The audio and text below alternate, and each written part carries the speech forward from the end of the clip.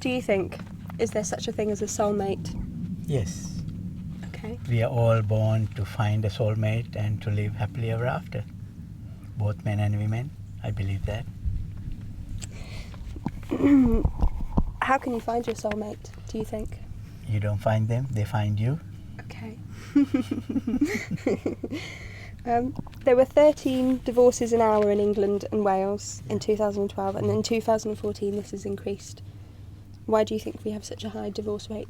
I think the reason is that a lot of people are not getting themselves connected and spending the time to get to know each other at different levels. So therefore they actually find love through an illusion. So when they find the reality, then they break up. There is a pathway how to find love, how to find your soulmate. First you get yourself connected with your spiritual chakra, crown chakra. So you get a connection spiritually with your partner. At this stage you probably haven't even seen the person yet.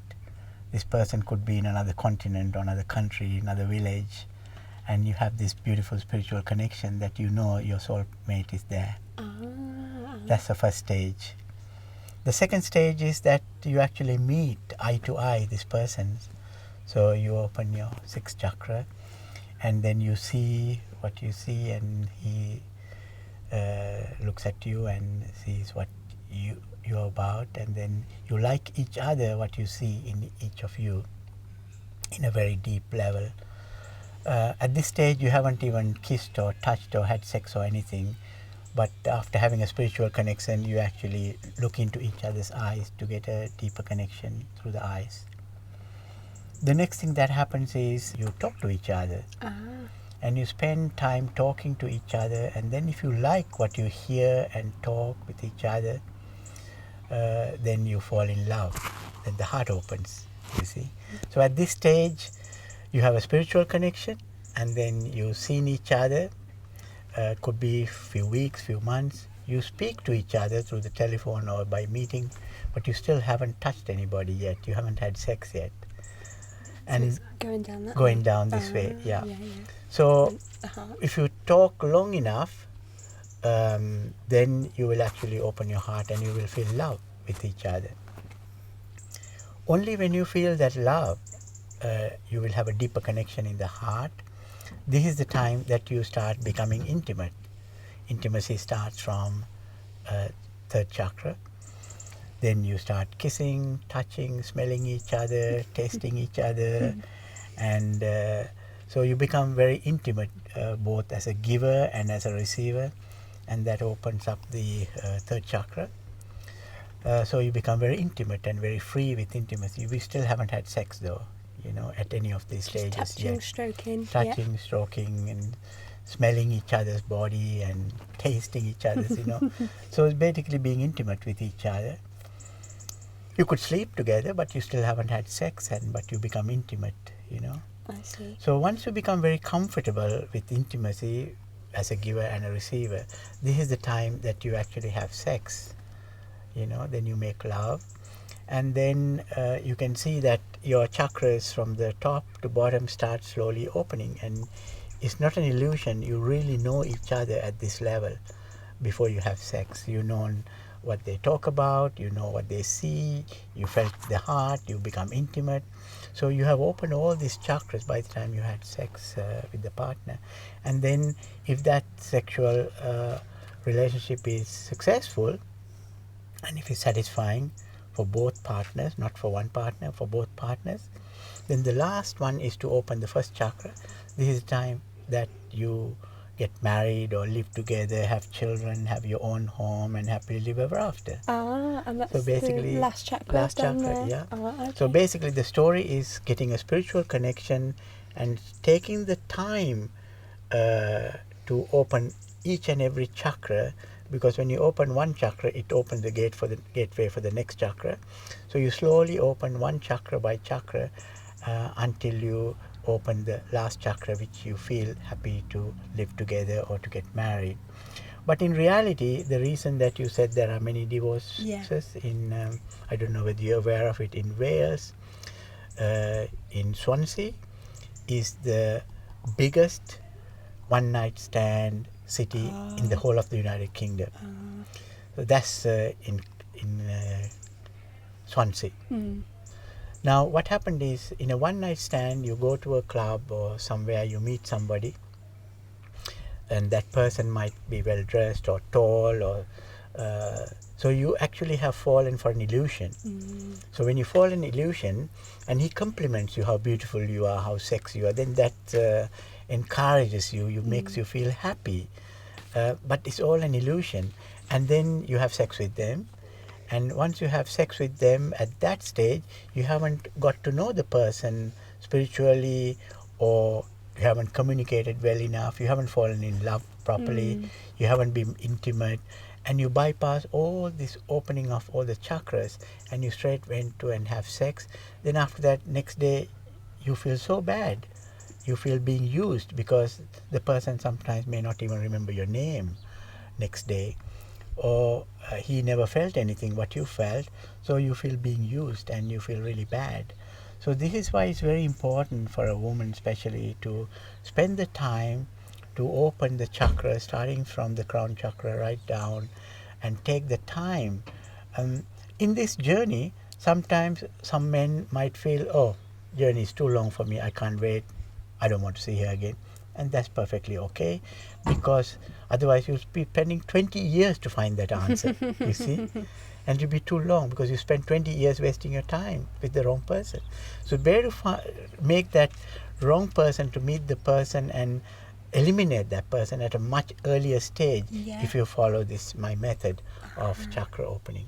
Do you think that it's possible, say that a woman did go for the sexual intercourse quickly, do you think it's possible then to still, with that same person, find the emotional connection afterwards, or is it much harder, or is it just it's took away, it took away the exploration of it, you see, because the slower, the Tantrism is about everything to be done slowly or in stillness, rather than doing everything fast. Because anything that you do fast, it finishes fast.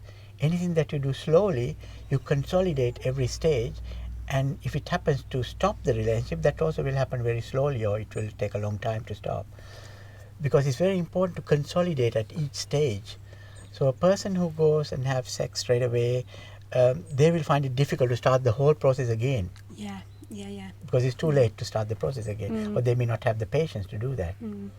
Most of the time what women would find is, if you don't follow this method, you will lose out a lot of men that you think they would be the ideal partners in a physical level, but in emotional and spiritual level, they probably be the wrong partner. So it's better that you lose them at a much earlier stage without wasting a lot of your time. And also, when you find your partner, you shouldn't fall for an illusion. Sometimes a lot of women have got a template what my ideal partner is. He is probably tall, blue eyes, he got a Mercedes, he got a big house, he got a good job, you know. Not but for that's me. that's a template, you see. But your template should be, is he energetically rich? Is his heart rich? You see? If his chakra is open, you see? If he's a balanced person.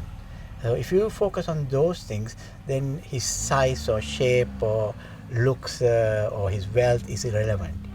What you really should be focusing is on the person's energy. If the energy is right, if he's balanced, then he could be a much better partner. But if you have a template, you will probably lose a lot of ideal partners on your way, because your template is wrong. Your template is based on your emotions, your upbringing in the past. So, this question, what can a couple do to ensure a long-lasting relationship that is happy? I was kind of asking about, say, if a woman had jumped into bed too quickly, and then how can they go back from there? And you say it can be difficult. But it can be still done. Start from the beginning. Start from the beginning. Start from the beginning. Yeah. And in fact, actually, when you're doing this work, opening, there are certain tantric rituals that you do to open the chakras, and when you do those tantric rituals, those days you shouldn't have sex. Oh, okay. So you refrain from sex to open the chakras.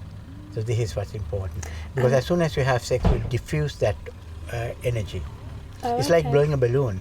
You blow a balloon as much as you can, but if you pinch it, you will burst the balloon. And by having sex, that's what you do.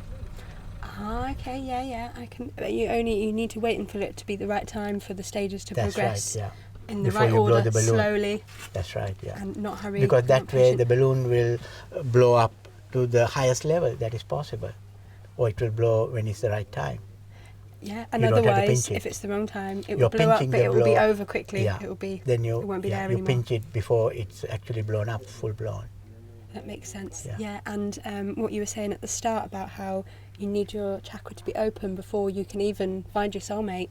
That's right. Yeah. So, and a lot of people probably haven't even got to that first stage yet. That's right. Yeah. But every person has got their soulmate somewhere in the world. Do you or think, more than one soulmate. Yeah, I was just about to there say. Are many choices. There are more than one soulmate, depending on who comes to you first. And when you ask me how do you find them, you don't find them; they'll find you. If you become your true self, who you are, because I find a lot of women live a lie. So you live somebody other than who you are to satisfy your parents, your culture, your religion, your friends. So you are not yourself, you are disconnected. So when you find a partner, they cannot find you, they find somebody else. But if you can live your life in the truth, so you are who you are. So when a person meets you, they actually meet you, not somebody else. This is the biggest problem that a lot of women have, because you have pretended to be somebody else. So when the person really finds out who really you are, then they feel sad about it and they leave. Yeah, and the same can happen the other way around. Yeah, and the men at the start, or women trying to impress the other person, that's right, yeah. Changing themselves. That's right. Yeah. Agreeing to everything. That's yes, right, that sounds good. You have to be authentic. You have to be real. You have to be yourself. You have to live in your truth, which is your truth. And if the other person or people don't like it, that's their problem. Otherwise, how can you be happy? That's right. Yeah, that makes a lot of sense. Thank you. Okay, thank you very much. much.